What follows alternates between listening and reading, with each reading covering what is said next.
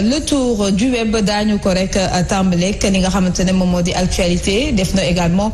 tour web bi ci réseaux sociaux yépp nag foo laal da nga ko fay seen muy nag maire bu Ziguinchor bi nga xamante ne nag ñi le di waa FRAPP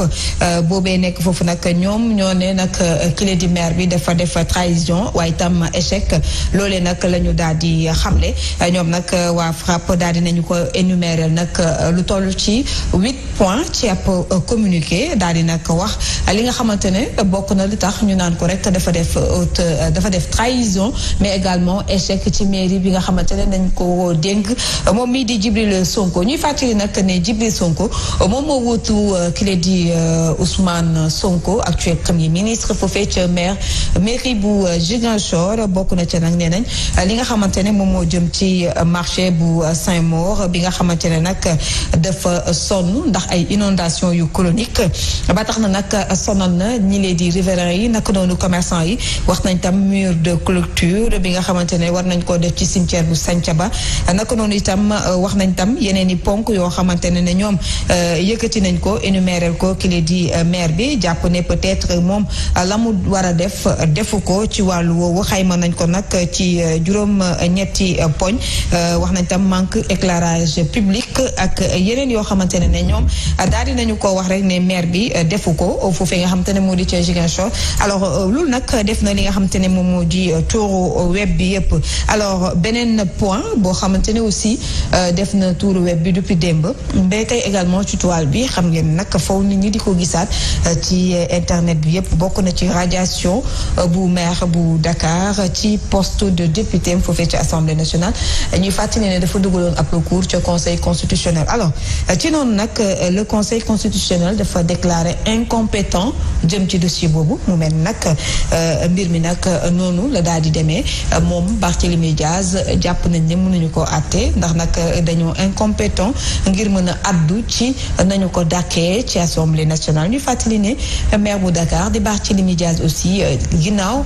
recours boobee mu def ca cour ce conseil constitutionnel def na ko également cour suprême jëm ci mbir bi ñu nga xamante ne itam dàkk nañ ko foofu ca mairie bu Dakar et ba tey jii ñoom itam ñenn ci mairie ba ñu ngay réclamer police jugge ci mairie bi loolu itam nemmeeku nañ ko ci biir toile bi mu fës loolu ci actualité bi nga xamante ne itam bëri na ci alors beneen point aussi ci li nga xamante ne moom moo jëm ci actualité bi depuis démb barki démb sax mën nañu wax mu ngi def tuuru toile bi muy mbiru Cheikh Oumar Diagne alors Cheikh Oumar Diagne dootuñu ko présenté moom conseiller la ci président de la République mu ngi basé foofu ci palais de la République ginnaaw nag génn na daal di taxé ñi nga xamante ne ñoom ñoo di tirailleurs sénégalais yi jàpp ne ay traître leen du leen màggal ku ci nekk ni nga ko gisee jàpp nañ ni la mu wax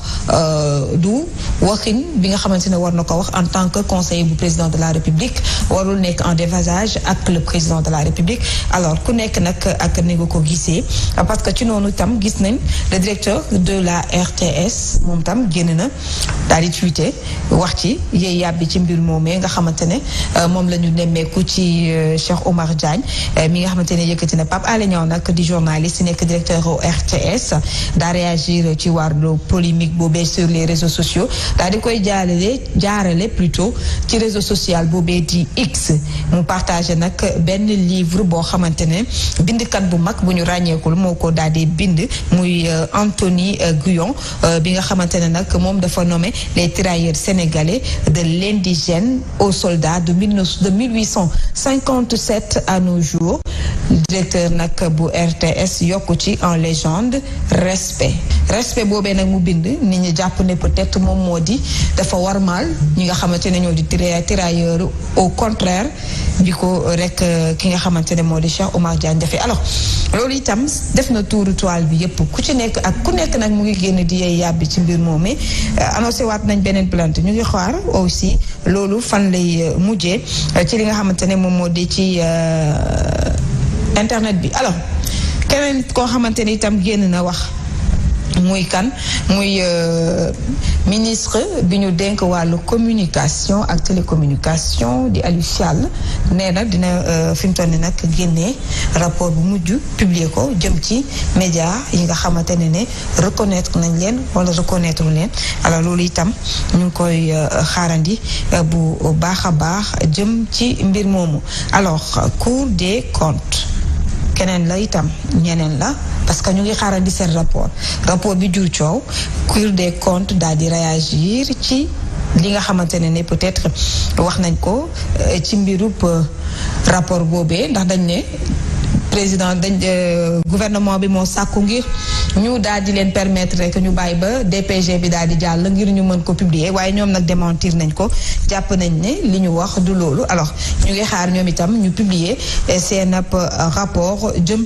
ci wàllu woowu ñuy fàttali que ne déclaration de politique générale bu premier ministre ñu ngi koy xaarandi le 27 di vendredi gannaaw suba loolu tam ku nekk ak nangu ko gisee alors ci wàllu woowu aussi def na tuuru toile bi Mbacké benn policier moo porte plainte ay confrères am alors loolu nag nekk itam loo xamante ne def na tuuru toile bi yépp moom nag la muy sàkku moom moo di nee na coups et blessures mais également atteinte ci dignitéem ginnaaw moom adjudant la dafa ñëw nag foofu waaye nag ku nekk ak na nga ko gisee ndax ba muy ñëw ndax dafa sol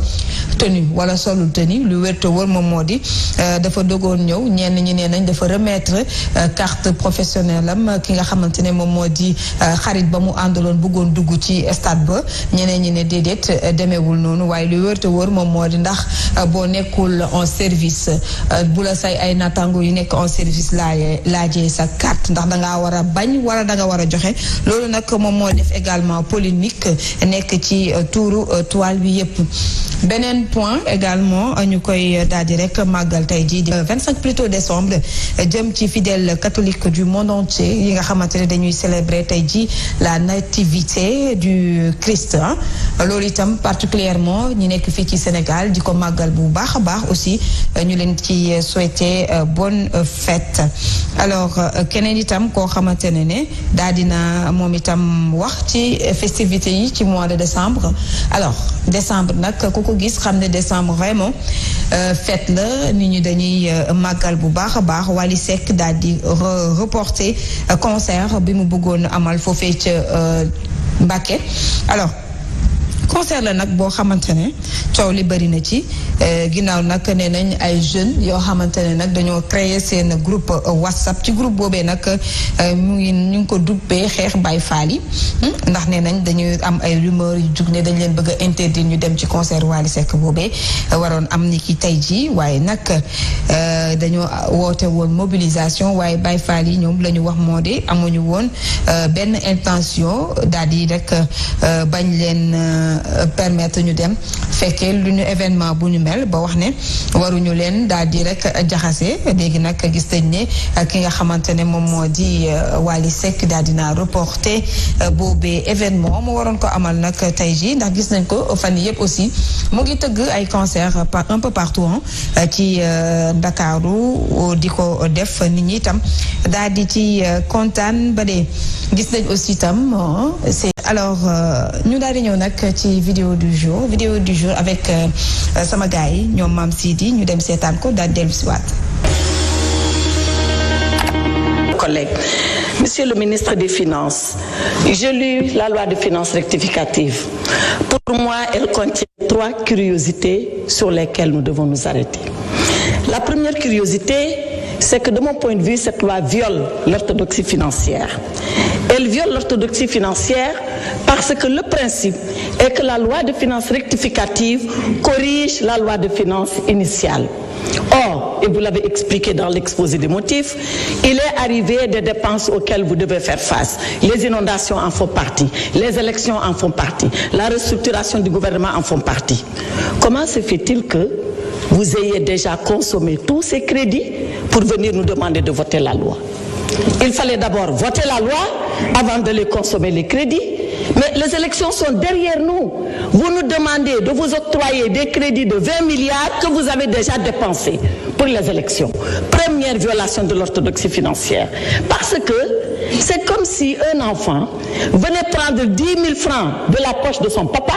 aller les dépenser entièrement et revenir dire à son père, j'ai besoin que vous me prêtez 10 000 francs, alors qu'il les a déjà pris. Voilà la première violation. Deuxième violation de l'orthodoxie financière.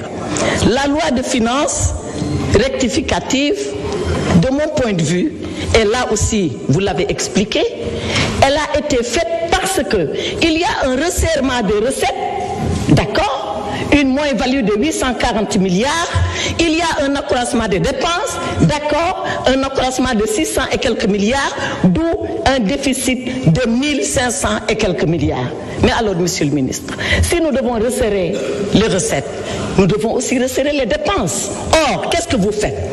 À la page 25, je crois, du budget, vous dites exactement ceci. Sur le fonctionnement, vous consacrez dans la LFR 1676 milliards contre 1571 milliards. Vous êtes en train d'accroître les dépenses de 194 milliards. Pourquoi, alors que vous nous demandez de serrer la ceinture, vous augmentez ces dépenses qui sont des dépenses de fonctionnement? Pour que le peuple sénégalais sache, les dépenses de fonctionnement, c'est les dépenses de prestige pour votre confort, c'est les bureaux, c'est le matériel, c'est tout ce qui fait le confort du gouvernement. Donc, vous réduisez les recettes, vous dites que vous les diminuez et vous augmentez les dépenses. Ce n'est pas de l'orthodoxie financière. Et dans le même temps, vous réduisez les dépenses d'investissement. Voilà pourquoi Mamadou Mouridjaou à Matam, tous les chantiers sont arrêtés et c'est ici, dans la loi de finances rectificative. Pour finir, cette loi de finances que vous nous demandez de voter, elle est illégale. Elle est illégale parce que vous connaissez la loi organique qui encadre la loi de finances. Elle devait être présentée en cours d'exercice. Nous sommes à 4 jours ouvrés de l'exercice. 4 jours. La loi de finances, c'est pas avant l'exercice, c'est pas à la clôture de l'exercice, c'est pendant l'exercice. Et un député l'a dit ici, depuis que vous avez été mis en place 9 mois, pourquoi c'est seulement maintenant que vous présentez la loi de finances? En dehors des inondations, tous les autres facteurs, vous les aviez en main. Enfin, monsieur le ministre des Finances, revoyez. Abonnez-vous sur votre chaîne YouTube DKR 221 et n'oubliez surtout pas de cliquer sur la cloche pour recevoir les notifications.